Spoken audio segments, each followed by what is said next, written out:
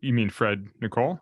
No, Fred the monkey, an actual monkey. Well, but that was it. Like at the beginning, it was all random and wild and uncertain.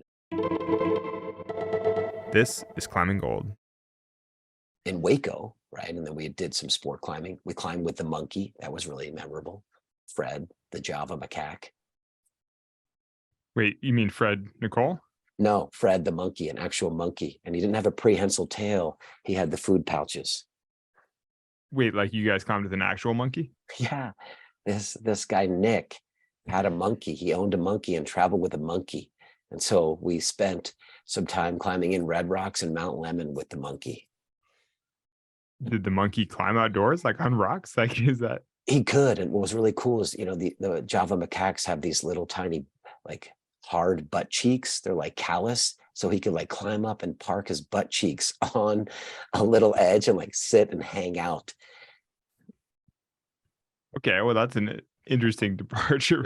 I'm like, But what? anyway, Yeah, but exactly. I'm anyway. like, what?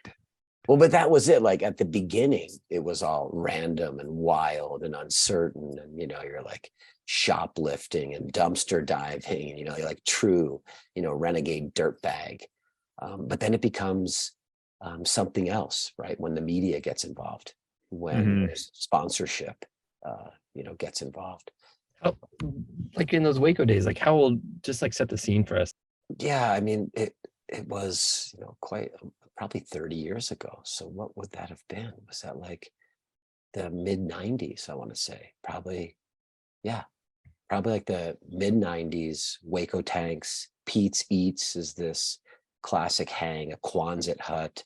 Again, most of the cars were on blocks and didn't have tires. In fact, Brad lived in a van with no wheels, right? So he's truly going nowhere in his life, dude.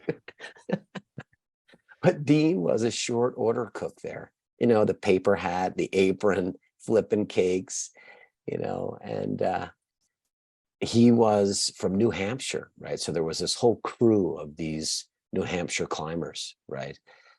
Led by a few of the kind of older, stronger guys. And then Dean fell into those guys back in New England, and then, got the invite or somehow made his way down the Hueco Tanks. And it was wild there, right? It's, there's no services really in the park. And I think eventually Dean would wind up being the campground host, right? Dean would be the scariest camp host of all time. Can It you was like, imagine him coming around being like, turn down the music? And you'd be like, oh my God. Sorry, Dean. unless it's ministry, then you can Yeah. turn it up louder. Exactly. Yeah. Dude, But Dean would be a scary camp host. but again, it was like all of classic dirtbag scene, right? I was living in a tent that they named the O'Neil sphere. It was like this biosphere of dirt and human hair and skin, dude. It's like, months and months later, right? You're still living in this place. And that's when, the camp limits and weren't in place, right? You could be there for as long as you wanted.